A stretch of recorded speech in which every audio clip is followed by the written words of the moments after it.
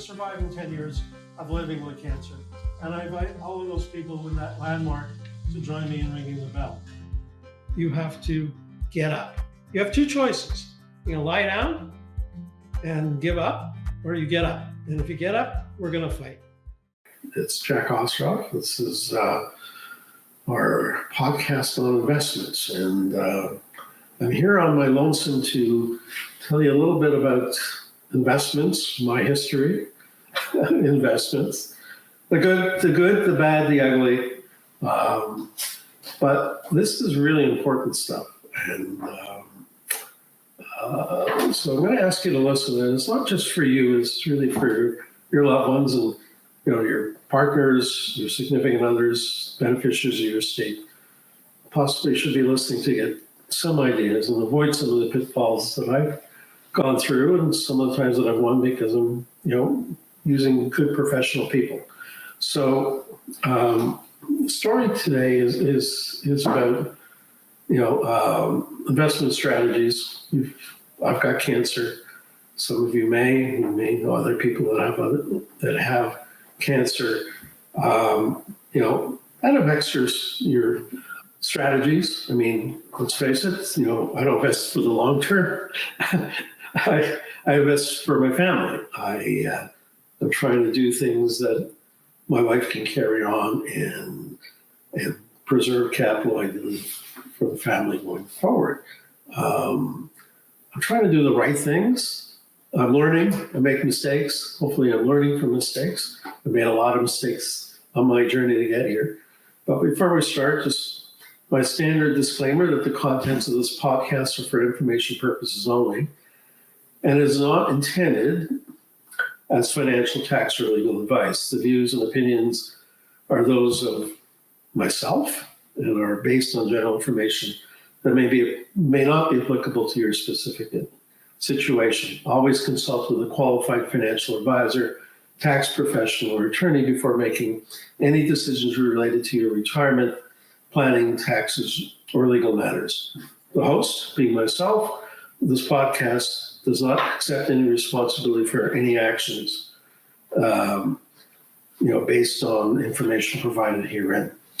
So with the formalities out of the way, I'll give you a little history here. I've been working for a long time. Started in 1975 with a company called Touche Ross in Montreal. And there's some of us who might remember that. And I got a large paycheck back then coming out of university. I was paid $10,000 a year. And boy, that was, back then that was a lot of money. Even had a chance to save some of it, which was rather remarkable. I mean, of course, after buying my first car. And then, as I continued on, gained more experience, more seniority, I got paid more. As I went into industry, I got paid more. As I took on more senior roles in the corporate world, corporate controller, on to assistant treasurer to treasurer, my income went up. My ability to save money and put something away went up. We had the standard obligations that many of you face. We wanted to buy a home. We wanted to send children to school. We wanted to have a good lifestyle. We wanted to have some vacations. And there was some extra left over. And with my financial, quote, expertise, I thought I could manage my financial affairs. So out I go when I think, oh, boy, this stock did really well last night. And I think that's a good place to place some money. So, when Microsoft goes up 10%, there's Jack Ostroff next morning buying Microsoft after it gained 10%. But all the smart money was selling Microsoft, taking profit off of their 10%, and my money's going south. I was always late to the party. I didn't have enough time.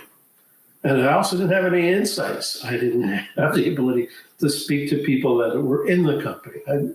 I was working on a full-time basis, and sometimes more than a full-time basis. There were Saturdays, there were Sundays, there were nights, that's the work world. When you had to work hard, you had very little time for yourself. And so my time dedicated to investments was limited, and my results, quite frankly, were poor. And so I figured, well, you know what? Maybe it's time to use a professional. And I started going to smaller investment houses where I liked somebody. I thought they were kind of interesting. And so, they told a good story. But the fellows that I ran into were predominantly smaller investment houses who had particular portfolios they were trying to flog because they had sort of interest in success of those selling that product, which I didn't quite understand. And so I was buying, companies that were not well developed. Some had some incredible increases in short periods of time, followed by some collapses. They weren't properly capitalized. They weren't a success story. I wasn't buying quality. I was buying, hype, and that didn't fare well on several occasions. I learned that basically I wasn't very good at this game. I didn't have enough time at this game. I didn't have particular insights in this game, and I could hardly qualify as an investment specialist. I was anything but. And, and it probably took me longer to admit that, that was the case. But when I looked at the results, it certainly was evident that I was not doing as well as I should. I mean, due to the friends that I have, I had good tax structure, had investment structure, I had, good knowledge of, sort of tax, to structure my portfolio to, so that it was well organized. But at the same time, the results were not there. And there were a lot of lean years where, when the market didn't perform. Unlike certain years that we're having right now, we're on a roll right now. Last time I looked at the portfolio, the market's up like 24% this year. By the way, it was like 24% last year. I think the numbers are insane. So I'm going to take you back to 1997, 98, 99. I can't remember the exact year, but technology was all the rage. There was what we call the tech bubble, and everybody was looking to buy tech stocks. And whatever you were buying seemed to be flying, and you kept buying. And it didn't mean that the company was doing well or had a good story or a good future, but boy, the stock market was making everybody look great. Until one morning, I think it was 99, sort of woke up and there was a burst. The burst in the stock market was huge. And all those of us who were holding poor tech got really hammered. And boy, that was sort of something, a hard lesson to learn. Flash forward to 2010, I think it was, we had a meltdown in the U.S. in the housing market. I mean, no income, no assets, no future. You qualified for a loan. We'll get you a house. Well, that house of cards fell apart somewhere in 2010, and the market collapsed. Huge financial. The banks were in disarray. The market was teetering. Most portfolios fell by 25 to 50%, and that carried on for several years. And if you panicked at the low of the market and you sold your portfolio, boy, you really suffered what we call a permanent loss because you couldn't recover from that. The remedy to that situation was holding on and waiting for the market to recover. And that's happened again during COVID. We were doing really well. COVID hits, market goes south. So here we've had some really great years, in 23, 24, 25. And we've, for those of you who haven't been through this is not going to go forever. This market is primed to go south. There's going to be profit taking at the very least. But the economy isn't very good. I'm not sure that the tariffs um, have provided the economic results that will fare well for the market long term. There is going to be profit taking. There is going to be times that this market is going to recognize we've overshot. And how are you going to manage? Well, here's my perspective. What I learned a long time ago, after I made all these mistakes, was similar to what we've told you earlier. You find a financial professional. You find somebody who understands the market, who you can talk to, who you believe in. And you're also looking for a shop that they're part of that does research, and ideally internationally based. So, for example, in the beginning of 2025, the market went south easily 10, 15%. We were expecting possibly more. And my portfolio manager, on the direction of his team, moved product out of the US into Europe and Asia, and he did really well. And then when things settled down in the States, the money went back to the States. I could not possibly stay on top of that. I could not possibly have the understanding of what was going on in other markets. So what I'm going to urge you, as I have through all of this, is find a financial professional that you're comfortable, one with an organization to support them, with a back office that is ideally international in scope. And yes, you're going to pay fees. Now, your fees are negotiable to some degree. The more you have, the more you can negotiate some relief on the fees. The fees are also deductible, tax deductible, if your assets are held outside of something like a TFSA or a RIF. So, there's that element of it as well. I don't mind paying fees. When I'm doing 24%, do I care if I'm paying a 1% fee? I'm very happy to pay a 1% fee. When the stock market goes down 20%, but my portfolio goes down 10%, I'm delighted to pay a 1% fee. Now, fees will be different. Some are 1.25%, some are 1.5%, again, depending on your portfolio and your ability to negotiate. Different firms will have different fees. But paying fees is for good advice. Good advice gets you good returns, but good advice also saves you from really bad results. Knowing when to sell. Selling is a very difficult thing to do, is to admit defeat and to get out and take your loss and take your lumps on a personal level. That is very difficult to do. But for your financial advisor, it's unemotional. There's no emotional attachment to it. The numbers say, pull out, let's go somewhere else. And they do it without emotions. They got computer programs that certainly have no emotions and strategies that will work for you long term. So please consult professional financial advisors, investment advisors that you can relate to, that you can talk to, that you believe in and trust. There is somebody for you out there. I've come across many that are very good, and I would generally stick with the large institutions. But let's start by understanding the following. If you're listening to this podcast, you're dealing with a health issue. Could be cancer, could be kidney cancer like myself, could be other issues from a health perspective. And if it's not you, maybe it's a friend, maybe it's a family member.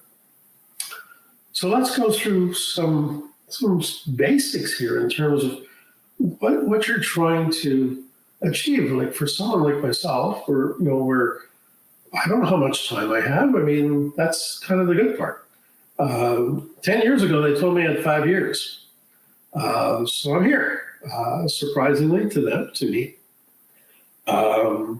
So, I had to get my affairs in order.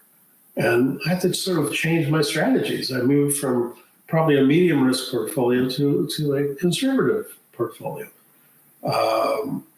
Recognizing also that I wasn't going to be able to continue working.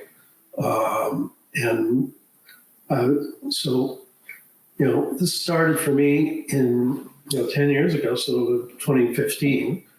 In 2018, I had this reaction to immunotherapy. And that took me out for 6 months, and then recovery probably another 6 months. So I lost a year's worth of income.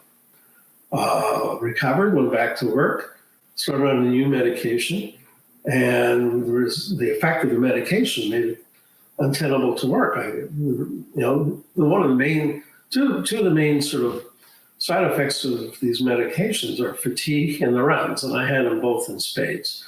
And I could barely get to an office, and I would probably want to sleep the morning or the day away. So about 5 years ago, I had to pack it up. I did not have the physical ability to manage on a full day basis. And of course, in 2023, 24, I spent 7 months in the hospital. How do you work with clients on the basis of, I'm here, but I may not be here tomorrow? It's kind of challenging.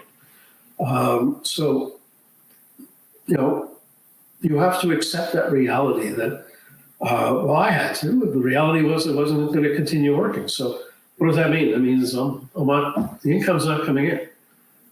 So now I've got to live off of my capital. So what are the priorities, or my key priorities in sort of managing and trying to keep the ship afloat?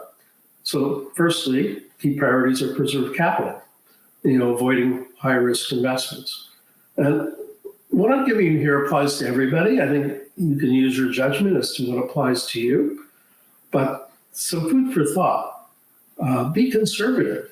You also got to ensure some liquidity.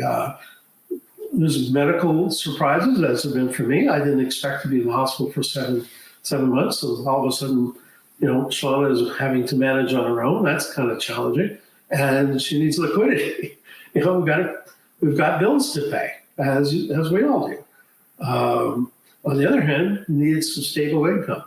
So, what do you get at my age when you turn 65? You get old age security, you get CPP. That's good.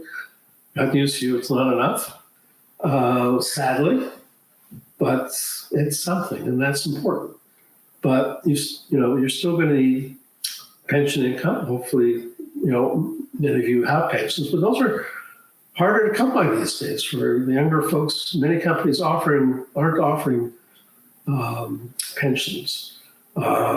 So great if you have them, but you're going to have to start accessing your pension. The other thing is simplicity. This is something I've been working on. Thanks to my friends who are tax professionals, I have an overly complex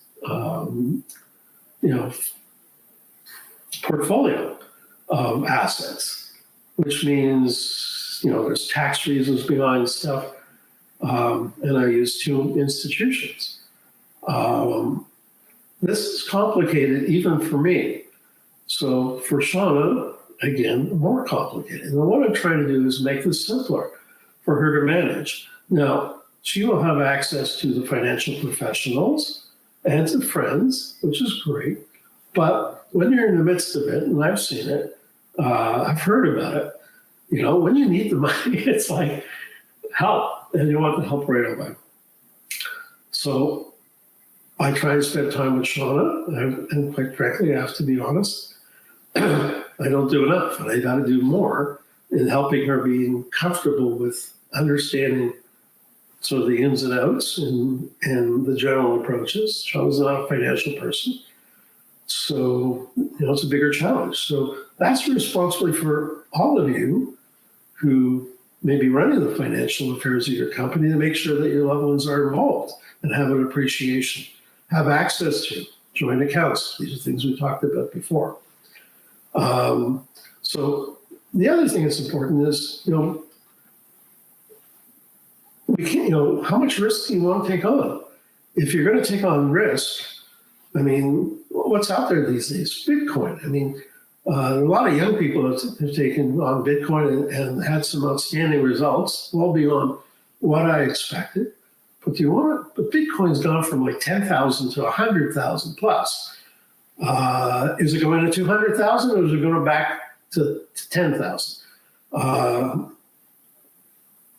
think that's a risky product. Can you afford that risk? And if you want to take on that risk, I don't. But when you're young, you're going to continue working. You can recover. But for someone like myself, I can't continue working, and I can't earn that money to recover from bad investments. So I want to have a conservative approach. So what do you look at? You look at high yield savings, money market accounts. Gives you emergency funds, short-term liquidity. It's low risk. They're insured. On the other hand, you're getting safety with the products. A lot of these sort of money markets, high yield savings are guaranteed by the banks. Never a bad thing. I like guarantees, but can those low returns keep up with inflation? That's a real challenge. Other options are short-term bond funds or certificates of deposits. Some of them, can be longer-term products. T-bills, for example. You can go with certificates of deposits. You can go 30 days, 60 days, 90 days. You can go 1 year, 2 year. It gives you predictable cash flow, very low risk product. Typically lower risk in the market, or low returns in the market, but obviously lower risk. Do I like that? Sure. Do I want that for my entire portfolio? No. So, if you're looking at a conservative approach, you probably want to deal with some blue chip stocks. So there's a lot of them that are, dividend paying. And they could be utilities, consumer staples, Procter & Gamble, Johnson & Johnson. If you look at the top 7, inclusive of Apple, Microsoft, Amazon, these companies are doing great. They've been consistent. Will they always be so? There's no guarantees out there. But, look at Canadian banks providing some really good dividends. Very well monetized. I have a lot of respect for the bankers, really bright guys. There's a pretty good place to put some of your money. Feel secure that they're going to do a good job long term. Annuities, guaranteed income, they're good too. Predictable income, but again, a function of what meets your particular needs. And that's really important. An investment professional can help you do that. So my perspective is, identify the fact that, if you have health issues, as I do, you're not there to play risk-related games. We're not looking for the home runs. Basics are great. And in the context of the market, we're up over 20+% this year. And these are conversations that I have with my friends. And so this is how it goes. Can you believe it? The market was up 900 points yesterday. Can't be sustained. Believe it, the market went down 700 points yesterday. This is just the beginning. We're coming off minimum 10%. I'm putting in a stop loss of 15%. I'm saying, well, it's probably not a bad idea. What is going to happen? And there's going to be very little predictability when it does happen. It's just going to literally happen overnight. When, we're up 24%, this has not happened by accident. There's been a lot of enthusiasm in the market. What happens when it goes down 10%? We've had this conversation. There's been an ongoing conversation that I have with a number of my friends. We're down 10%. Should I sell? Are you selling? Down 10%. It'll probably come back. It'll probably, be better next week or two. We'll probably be back up to an improved 5%. I wouldn't do anything. Next call. It's down 15%. Should I sell? Well, you're down 15%. That's probably it. Let's sit on this for a little while. Let's wait a little while and give it a chance to recover. And a lot of times it does. Until the day that Hit the tech bubble, 2010, COVID, and then the next conversations were down 25%. I said, what do we do? I said, well, it's too late to do anything. Now you got to sit and now you got to wait. Because if you sell, that's a permanent loss. And you're not going to recover 25%. And here's what happens in the marketplace. If you look at, for all those examples related to the tech bubble, to 2010, to COVID, the market fell 25%, 30%, at some point, even as low as 50%. And guess what? The market recovered. Not only the market recovered, the market boomed after that. So, do you believe in the market? Well, long term, I do. Short term, boy, there's a lot of crazy stuff that can happen. So, be conservative. Use an investment advisor. Here's what happened, by the way. In those times when the market dropped 20%, my portfolio dropped 10%. Did I mind paying my broker a 1% fee? No, I thought that was a wonderful thing. Could I have been as diligent in predicting that? Hell no. I would have been there waiting and hoping that the market would recover. So you need someone who's sort of emotionally detached, because you get emotionally attached to your stock. I made this decision.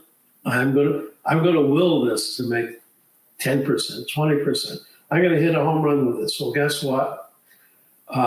Get your emotions out of this. This is not a game of emotions. It's about using resources, being smart. And I have a lot of respect for a lot of people in the investment market, business, are true professionals. The large organizations that use these large back office rooms where they've got some extremely bright people looking at international markets are going to help you make good decisions. They're not going to be perfect. Markets are going to ebb and flow. They are going to do a much better job. Well, certainly than I can ever do. I'm not going to speak for you, but I would suggest that if you're having health issues, you're not likely in a position to make good decisions. And you can't count on your health improving. You have to be prepared for, inevitably, we're not going to be as good as we were at any of this stuff. And so where I've got expertise, maybe, I might focus on those things. I do not have expertise in investments. It took me a long time to admit that. Estate and health planning considerations. So in context of what we talked about with Stephen Blau in terms of wills and estates, make sure you got your will in place. I mean, for you guys that haven't done it already, what are you waiting for? This is doing a disservice to you, yourself, and to your family. You've made a commitment to them. The commitment goes beyond handling everything by yourself, and recognize that you need some help, and recognize there's some really quality people out there that are in a really good position to help you, and not just you, but to help your family, your spouse, your partners, and ultimately your children. So make sure you have a durable power of attorney, a health proxy. Who's going to pay the bills if you're in the hospital, as I was for 7 months? Are you up to date on your beneficiaries? Have you made any changes? Have you made, what are you thinking? Do you have to plan for long-term care? I'm going to put my head in the sand because I don't want to think about it. But that's a reality for all of us. I want to go quick, but I may not have a choice in that matter. So, I hope things happen the way you want them to happen, but a lot of this is beyond our control. So I'm asking you to be realistic and to plan accordingly. So most portfolios are, that are offered by investment houses tend to offer sort of more aggressive portfolio, not for those of us who have health issues, a moderate, medium fund where there could be some, risk elements in there because you're working and there's, the ability to recover and the time frame to recover as the market goes through its ebbs and flows. And in my case, a very conservative portfolio, which is composed of high yield savings, short-term government bonds, dividend-paying stock.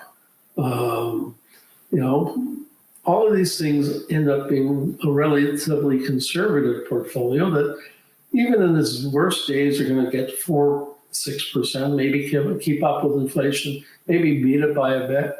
So these are things that you're going to have to, accept that, look, we're, and something really surprising, even though I've moved to, and this is now over several years now, that I've moved to a very conservative portfolio that's, comprised of, a lot of short-term investments and, sort of quality, stock in there, but lower risk. My portfolio last year went up 24%. I'm up 20. Everybody in this market is up 20+% if they manage reasonably well. Now, historically, this isn't manageable. It doesn't go 24, 24, 24, 24. Never has, never will. There's going to be profit taking. There are things, the economy is not, and there's a personal opinion, not in great shape here. And the market will start reflecting that. And when the sentiment turns negative, it turns negative really quick. So please protect your interests. Seek financial advisors. Don't be afraid of paying reasonable fees. It's, they are tax deductible under many circumstances.